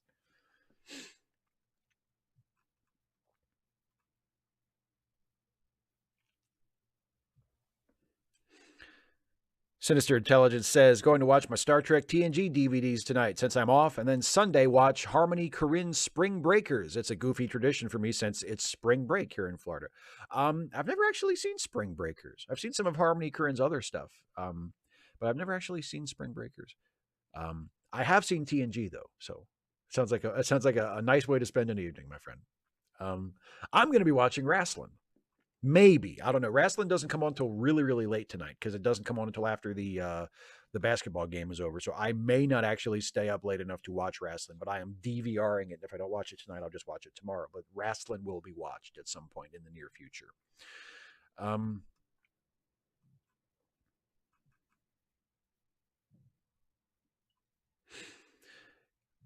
Kane 20C says, just wanted to let you know I've listened to the entire catalog of Late Seating podcasts in 2 months. Well, wow. Thank you. That's very flattering. I hope you have considered it time well spent. John Burns with a super chat says, as to my Worf and Brent Spiner, I was looking at a new character for Spiner to play, not Data. Let Spiner be Spiner. Well, I mean, if he's not playing Data, then he has to play a Sung. I mean, them's the rules. So he has to play like another relative of Noonien Sung. So, and I would be fine with that too. Just, add another one of those, have him play another one of those, and that can be Worf. Another never before mentioned Sung brother or cousin or whoever who is a Starfleet officer. We've never heard of him before. And he's Worf's executive officer. I actually really like that idea now that you mention it. Steve George asks, what's your favorite Bob Dylan song, if there is one? There is one, and it is Desolation Row. I love Desolation Row so much. Very definitely my favorite Bob Dylan song. And that album, Highway 61 Revisited, is my favorite Bob Dylan album, and is actually one of my favorite albums, period. I love Highway 61 Revisited. Oh, Sinister Intelligence, that's okay. If you can't post a super chat, that's fine. I don't mind. If you have a question that you were going to attach to it, just go ahead and ask it. Oh, Brian, holy shit, I can't believe I forgot Batista. You're right. You are totally right. Not sure if mentioned before, but Dave Batista could probably make the list of wrestlers turned good actors. I don't think he's great outside the typical wrestler type, but he's got some skill. You are 100% right. I can't believe I forgot Batista. Batista, actually, I think I would actually put Batista above Cena. Even though Cena has really come on strong lately and has really impressed me in Peacemaker. Batista as Drax, I mean, yeah, he's playing like a tough guy. Sure, he's playing like a typical wrestler type, like the big, scary bruiser guy. But my God, he's funny. He has such incredible comic timing. Yeah. Oh, yeah. Batista definitely belongs on the list. So I thank you very much. So I will revise. So it's The Rock and Piper and Batista and Cena. Those are the four really, really good wrestlers turned actors. Yeah. Oh, Batista's terrific.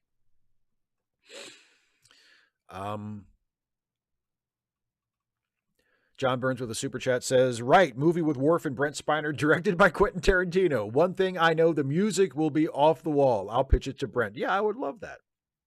You go pitch it to Brent. A Worf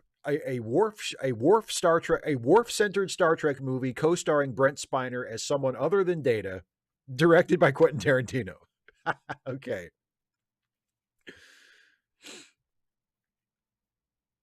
Duranta Trekkie says, what about All Along the Watchtower? That is a great song, and Dylan's original version is excellent, but of course the version of that song that is the immortal version is the Hendrix version, which is a goddamn great song. But yeah, I mean, Dylan wrote it, and Dylan's original version is also really, really good, but it's the Hendrix version that is like the timeless one. Goddamn, that's a great song.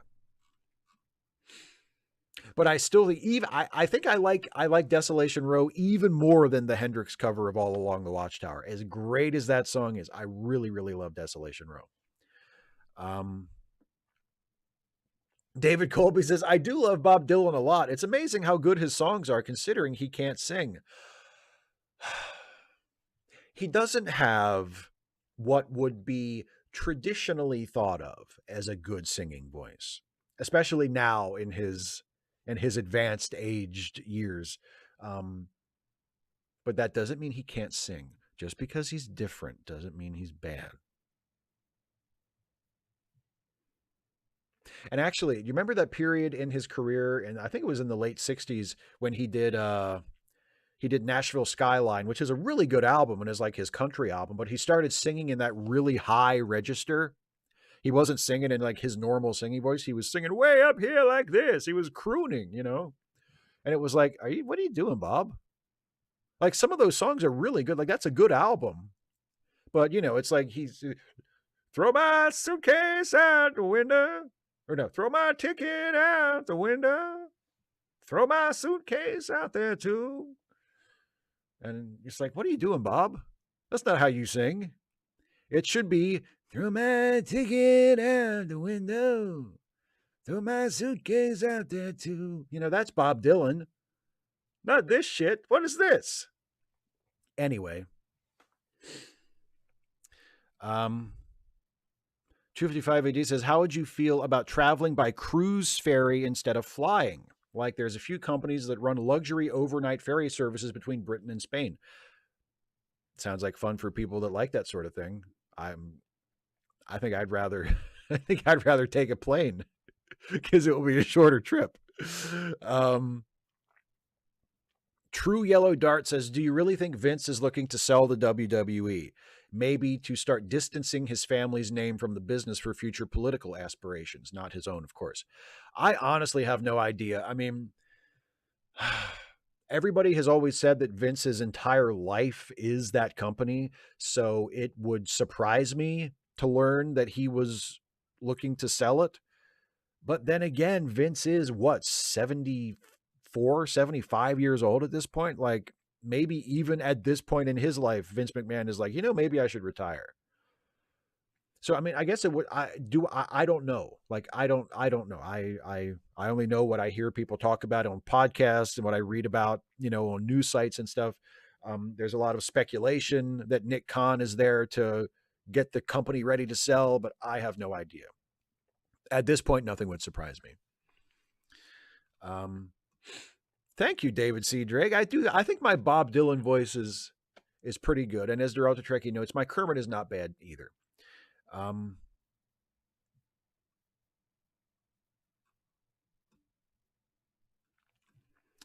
Bisbee Viridio says thoughts on Thunder Rosa's win. I am glad that she won. I really, really like Thunder Rosa. I like Britt Baker too. I'm a big fan of both of them. I'm glad that Thunder Rosa won the title. I thought that was a nice moment for her at the end when she got the belt and was able to hold it up in her hometown. I thought that was wonderful. Did not like the match. Really didn't like the match once they started doing all the shit with the chairs, when Britt stacked up the chairs, and then when the thumbtacks came out. Like, I am just not a fan of that shit, especially in a cage match when you're already doing a steel cage match and you're like, you know what, this steel cage match needs like a dozen steel chairs and thumbtacks like that. At that point, someone backstage has to go, no, you're not doing that. You're going to have a wrestling match in a steel cage, and you're both incredibly talented and incredibly over, and it's going to be awesome. You're not going to do fucking steel chairs. You're not going to do thumbtacks. That's nuts. You're going to have a steel cage match between the two of you to settle this heated issue that has been building between the two of you for months, and that's going to be it, and it's going to be great. You're not going to do fucking steel chair spots. That's ridiculous. So I was not a fan of the match, but I am a fan, generally speaking, of both wrestlers, and I was very happy that Thunder Rosa won.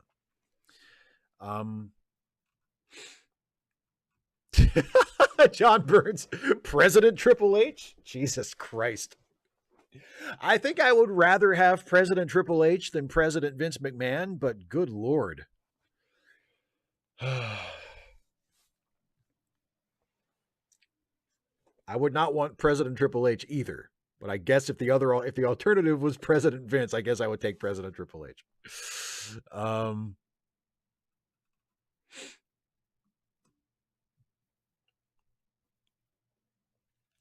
Geraldo Trekkie asks, is Bill Bixby better as David Banner or Mark Ruffalo as Bruce?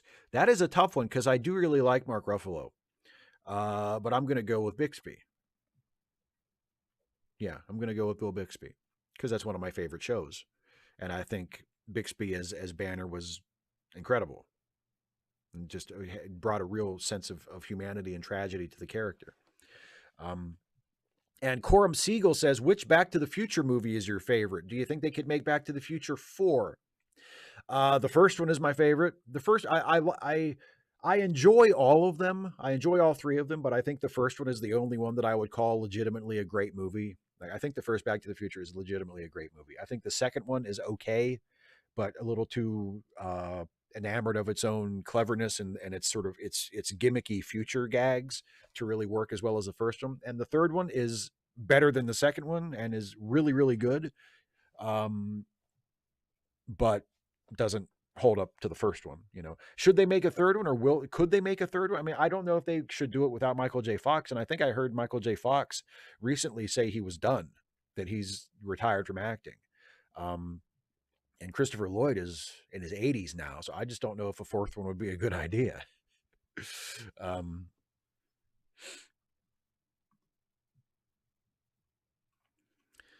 Super chat from Kirak 2011 says, the most contentious question ever. Who is the best captain? Now take a moment to decide, given the timelines in which they lived. Cisco. Cisco is the best captain.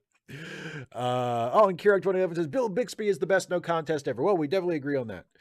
Geraldo Trekkie, pun not intended, but that's just how deep it is in my brain. And Geraldo Trekkie asks, is it true that the Arrow guy did wrestling once? Stephen Amell. He did wrestling twice, as far as I know, and now his current show is a pro wrestling centered show. I haven't watched any of it because it's on Stars and I don't get Stars, but he is currently the star of the Starz original series Heels, where he plays a wrestler. But I haven't seen it. But yeah, Stephen Amell, as far as I can remember, he has wrestled 2 pro wrestling matches. He wrestled a tag team match with Cody Rhodes at SummerSlam several years ago, where he and Cody was Stardust back then. And it was Stephen Amell and Stardust versus, I forget, or maybe Stephen Amell was on the other side. I can't remember. Maybe he was feuding with Stardust. So it was Stardust and his partner versus Stephen Amell and a partner. I can't remember who else was involved. But I remember it was Cody Rhodes and Stephen Amell. And then he also wrestled a match in 2018 at the All In pay-per-view, which was sort of a precursor to All Elite Wrestling. Although not officially part of All Elite Wrestling, but a lot of the same people who would go on to become central figures in AEW were involved in All In. And Stephen Amell had a match on that show against Christopher Daniels. So he's had 2 wrestling matches. I think those are the only 2 matches, the only 2 proper wrestling matches he's actually had. But yes, he's had an involvement with wrestling for sure. Keurig 2011 Super Chat says Cisco is the correct answer. You passed. Thank you. I had a feeling about that one.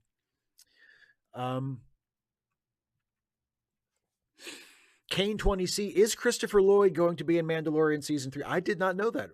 Well, good, because hopefully he won't be playing a fucking legacy character, because I don't think he's ever been in Star Wars before. So at least he'll be playing a new character. So good for that. Sequence 77 has an interesting question here. In terms of character arc, do you prefer a character that moves from good to evil or one that moves from evil to good? All things being equal, I would prefer evil to good. I think that's usually a more satisfying arc.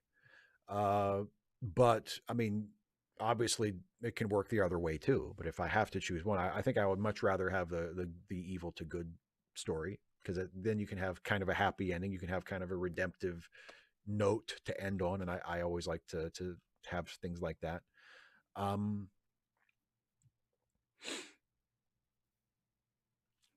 Jobin 2112 says Bob Zemeckis and Bob Gale own the rights to Back to the Future and have said they aren't doing another one and aren't selling them. Well, there you go. Then I guess we're not going to have Back to the Future 4. I can't really say I'm that upset about it. I think 3 is, I think that's a pretty good trilogy. I don't think it's crying out for a 4th one.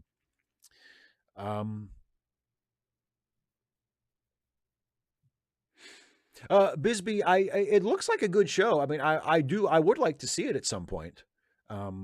Heels. It looks like it's kind of my cup of tea, but I just, because I don't get Starz, I haven't watched it. If I see it somewhere else, or I see it's maybe available to rent on Amazon or something, and it's not too much, if it's, like $2 an episode, I might, check it out, see if it's my kind of thing. Breaking news, Kane 20C. Breaking news that Christopher Lloyd is going to be in Mandalorian season 3.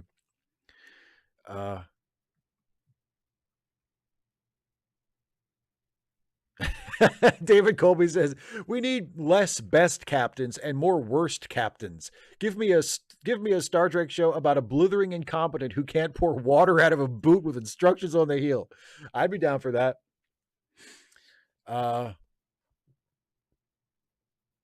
Radical Bacon, your vitamin D is low. What to do?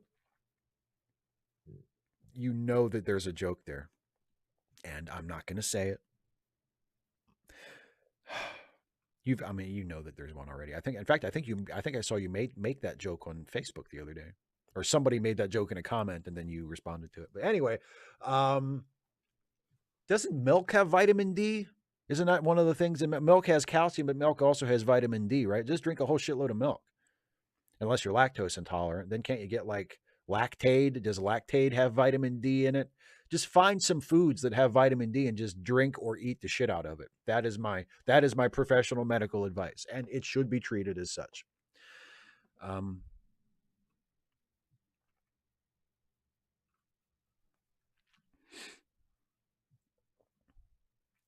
Damon White says, don't like legacy characters, nostalgia porn with artistic value not do it for you? It's not that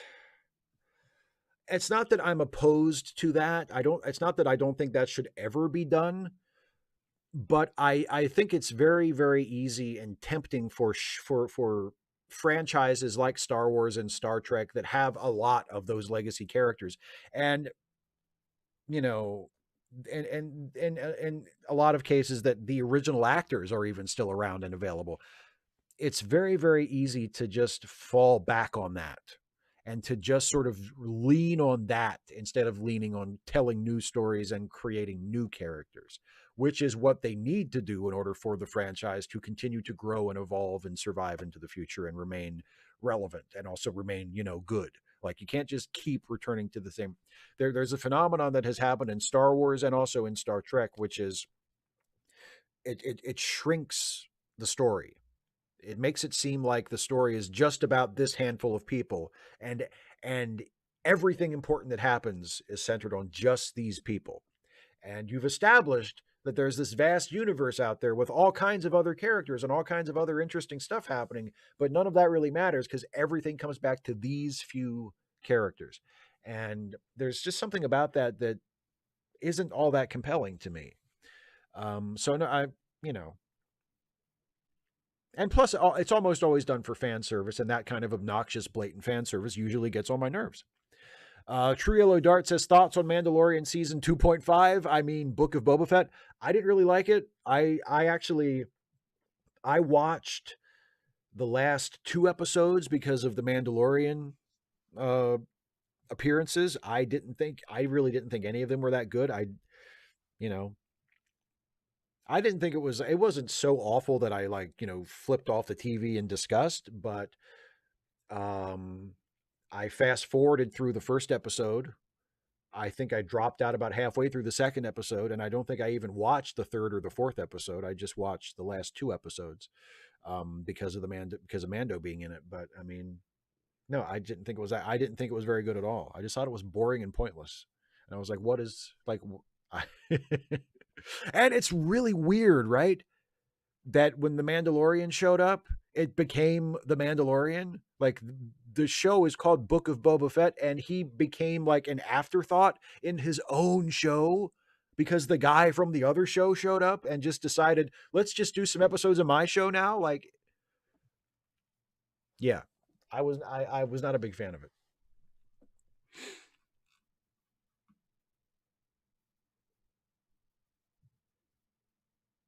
Radical Bacon, are you asking me to do heroin?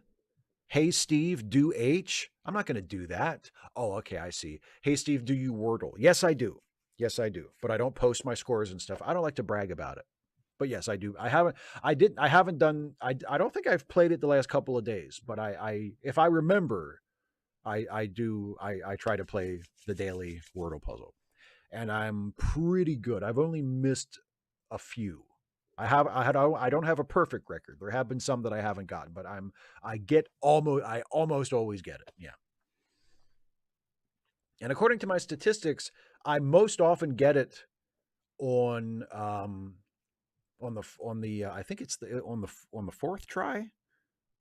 Yeah, I think my graph, I think it's almost I get it usually on the fourth try. But anyway, yeah.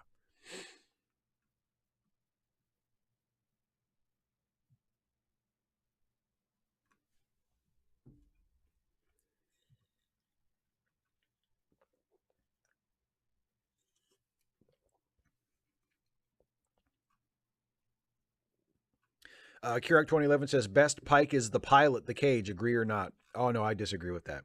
I think Anson Mount's Pike is amazing. I think the Discovery now Strange New Worlds version of Pike, the Anson Mount Pike, is fantastic. He's no, I mean, it's not really fair because the Jeffrey Hunter version only got one episode. Like he only got the pilot, and that's it. So you can only judge him on that one episode, whereas Anson Mount got a whole season of Discovery, and now he's going to get his own show. So there's just a lot more of his version. But I think the Anson Mount Pike is fantastic. Um,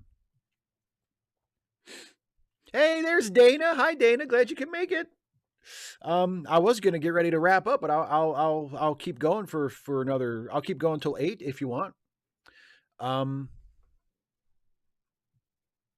no, Radical Bait. No, I've never done hard mode. I've never played Wordle on hard mode. No, But yeah, that seems like I would not enjoy it. I feel like that would be. I feel like Wordle in hard mode would be too hard. I'd be like, I'm not doing that. I don't like this anymore. Um,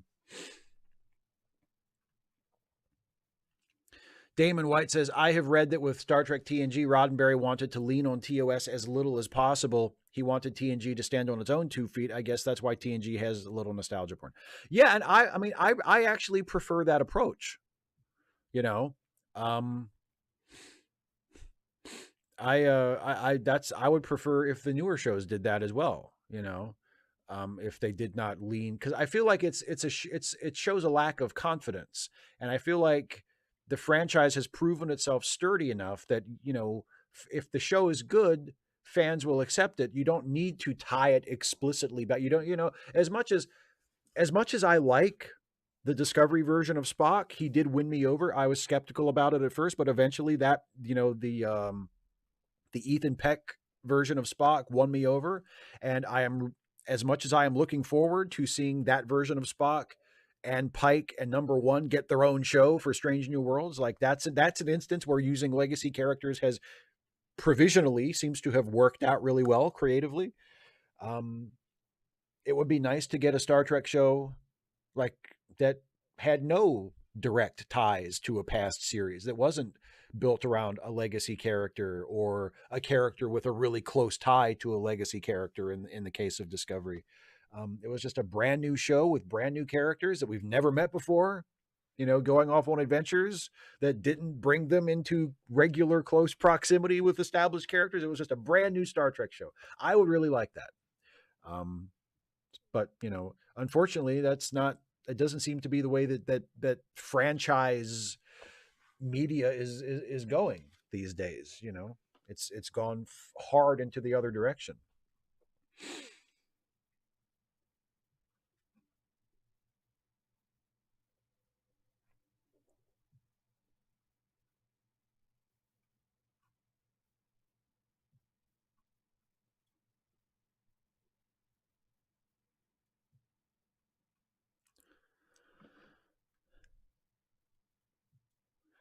Bisbee Viridio says, "Do you think Trek survives TOS if Hunter stayed on as Pike instead of having Kirk fill that void?" Jeffrey Hunter was a fine actor, so we will. I mean, we will never know. It would have. I mean, I here's the thing.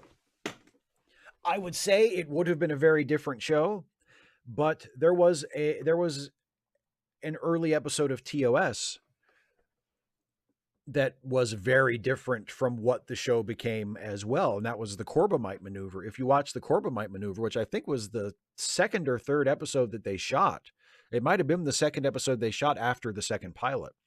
The tone of that episode is noticeably different from the tone of most other classic Trek episodes. It's a lot more serious. It's the life on the ship seems a lot more militaristic, a lot more just it's not nearly as loose and as goofy as Star Trek eventually became.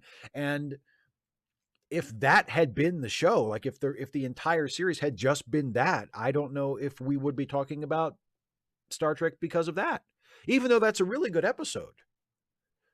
I don't know if a show with that kind of serious tone um, would have stood the test of time as long as Star Trek as it turned out has. So it's not necessarily a Jeffrey Hunter thing. It's kind of a tone thing.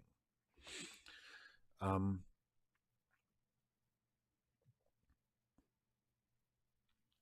oh, Jobin 2012. What do I think about moving to permanent daylight savings time? I am not going to. I think daylight savings time is a dumb idea. I think the clock change is a dumb idea. I would love to get rid of the time change. I agree with Dana that the best way to get rid of it would be to just stay on standard time instead of making daylight time permanent. But apparently, making daylight time permanent is the preferred solution at the moment. And if we do get rid of it, it looks like that's the way we're going to do it. So, you know,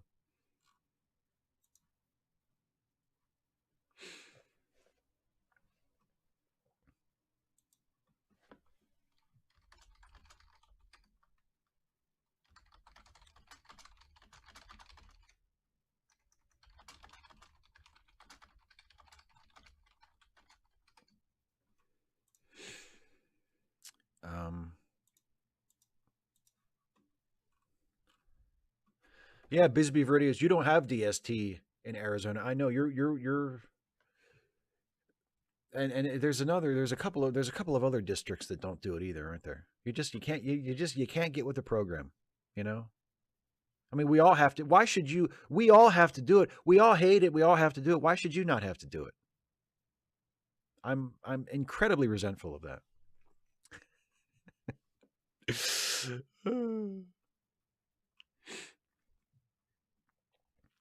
um 255 AD is asking, could John Lithgow take over Doc's role? I think him and Christopher Lloyd have a similar feel.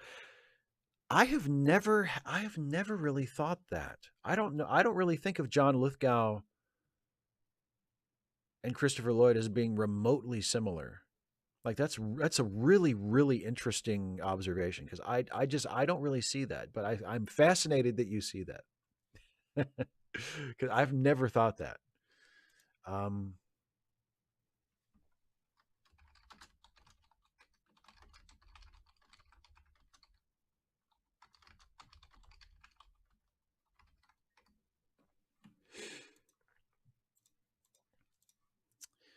Radical Bacon, what made me happy today? Dana, I'm answering their question right now. Funny you should prod me about that. What made me happy today?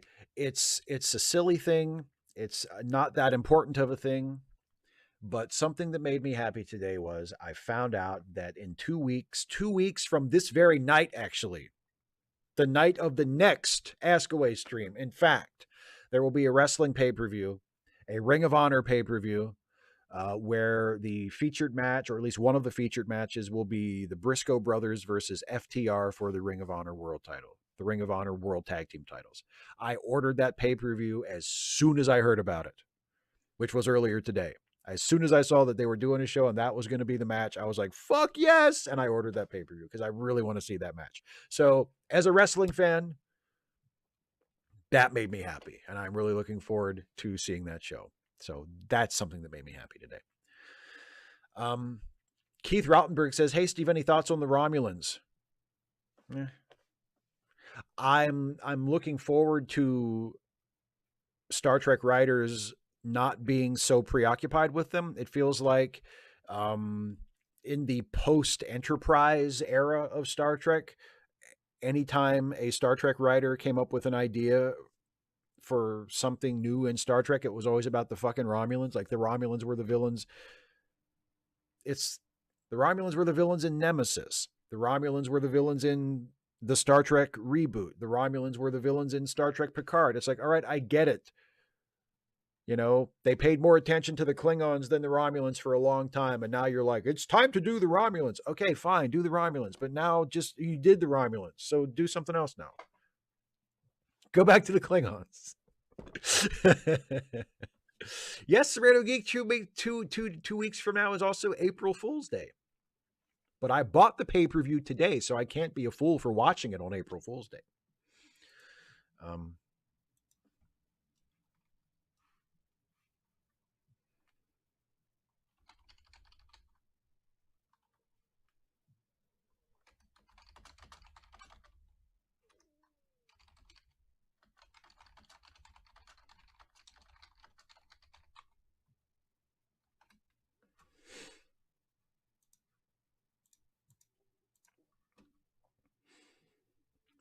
Bisbee, I like John Lithgow too. I think he's a terrific actor. I think he's a fantastic actor.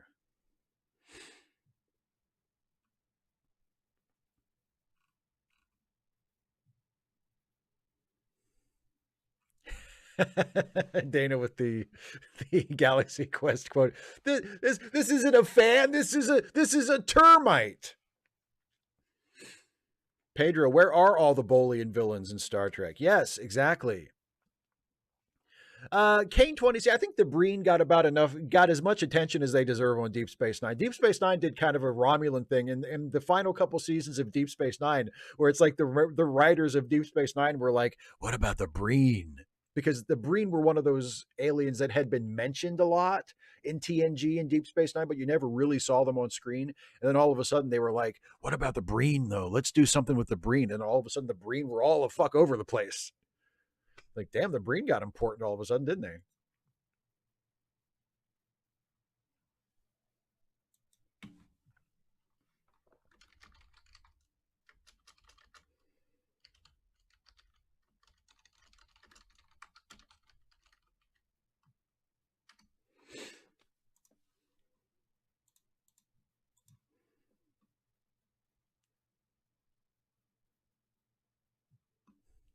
Dana, you have quoted Star Trek to me in the past. So I just want to put that out there. It's not that you're incapable of it. David Colby says, pitch for a villain for Star Trek. There is no villain. They just go around and explore planets and meet new people and get to learn science stuff. Just an idea. Oh, yeah, that sounds dramatic. I will say there are ways to tell exciting, dramatic stories. And Star Trek has done this before without there actually being like a single specific villain. And it would be nice, to see that kind of thing from time to time. Yeah. I don't think the episode should just be they go. I mean, I do see Star Trek as an action adventure show, or at least as an adventure show. So I think there should be the story should have some kind of conflict or crisis or something, some kind of problem to solve that introduces suspense and tension and what's going to happen next. I do think that should be a part of the show. But it doesn't have to be centered around, an individual nemesis for the captain or whoever the lead character of the episode is. There are ways of doing it other than that. And again, Star Trek has done that many times with great success.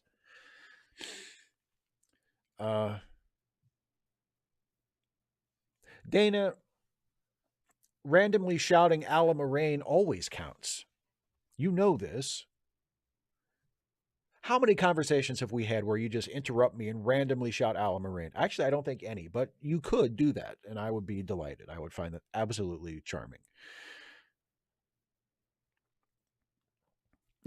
Sophie 2112, that's a good point. Star Trek 4 didn't have a villain, just a giant meat log thing that was destroying the Earth. Because it said the giant meat log was out in space, just minding its business, and it suddenly occurred to the meat log. It said, who I haven't talked to for a while? The whales on Earth. So it flies to Earth, and it calls the whales, and it's like, they're not picking up. Let me see if they're home. Oh my God, there aren't any whales on Earth at all. I'm going to destroy this entire planet because that is a thing I have the power to do. And it was in the middle of doing that. And then Captain Kirk travels back in time. Excuse me, Admiral Kirk travels back in time, grabs some humpback whales, comes back, drops them in the ocean. And the whales are like, dude, we're here. Sorry. Hey, there was a whole thing. Yeah, we were extinct, but now we're back. So just call off the attack, okay? Because we're here now, and we don't want you to destroy the planet because then we'll die too, okay? The big meat log was like, yeah, oh, cool. Sorry. And it leaves, And that's basically the plot of Star Trek 4. Also, Chekhov has a concussion at one point.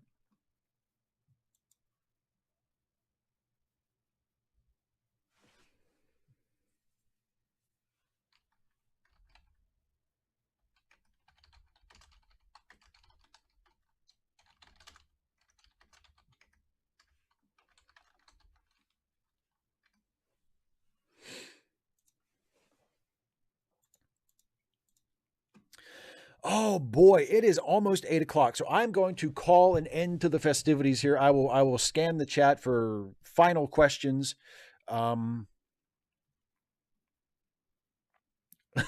Radical Bacon, what about Star Trek on the Seas? I think you mean Sea Trek. So Star Trek, but on a boat. I don't know if that would work.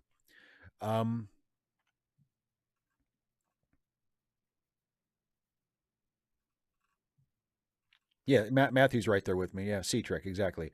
Home by real cetacean ops. So you've got Dana here in the chat who portrays a character who worked in cetacean ops.